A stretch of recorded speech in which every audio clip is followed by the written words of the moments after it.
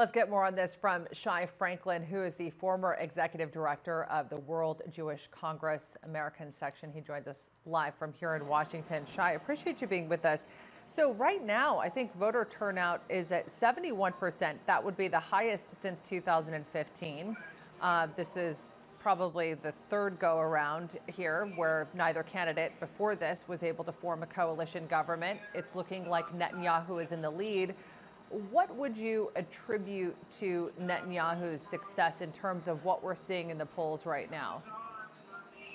Well, I wouldn't call it hate necessarily, but certainly this fear is something that Netanyahu has used. Certain division of what we call in the United States identity politics. So that has helped him. What has also helped him is that the distinctions between his bloc and the blue and white bloc are not that significant in terms of ideology. It's mostly a referendum on Netanyahu personally. And since he was already being investigated and indicted before the previous two elections, the fact that he's now about to go on trial in 2 weeks doesn't have as much of an impact. Anybody that supports him, that supported him then, still supports him now because they already knew that there were charges against him. And those who oppose him. But blue and white, unlike in the United States, where Democrats can distinguish themselves from Donald Trump in many ways, on foreign policy, on domestic policy, on social justice, there's much less distinction. Even the blue and white party even is open to the possibility of unilateral annexation of the West Bank. So what is the big value added that they bring? It was harder to make that. Sorry. Right. It looks like he's perhaps 1 or 2 seats from forming a coalition government. If he does, what would that mean for the corruption trial on March 17th? That's a good question. I think the corruption trial would go forward, but he would not have to step down as part of that because he already has, this block of seats that already basically pledged to support him before the election, most of them. And so they knew what they were up for. And they're not going to go with blue and white. He was already challenged internally this number of weeks ago by Gidon Saar, who he won that convincingly.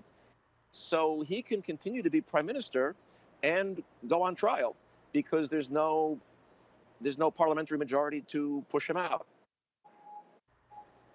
And of course, we saw the controversial rollout of President Trump's Middle East deal, the so-called peace plan. What do you think would happen to that, again, if Netanyahu is able to form this coalition government?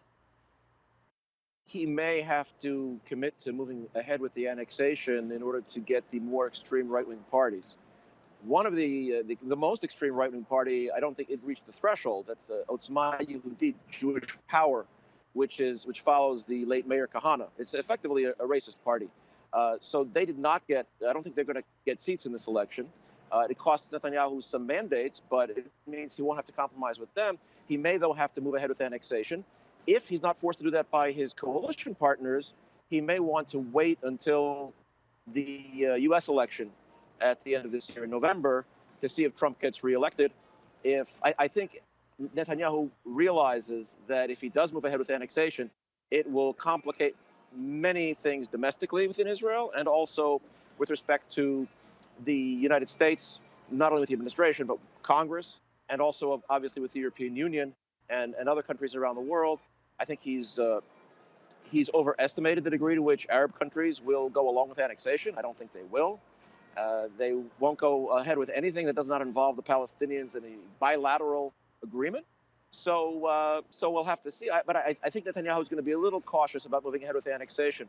What we've seen from the United States side, though, is that the Trump administration has preempted and gone ahead of where the Israeli government would go. And Netanyahu was not actively campaigning for the U.S. to recognize annexation of the Golan Heights, to move the U.S. embassy. It was something that Israelis would talk about, but it wasn't a really serious campaign to make it happen.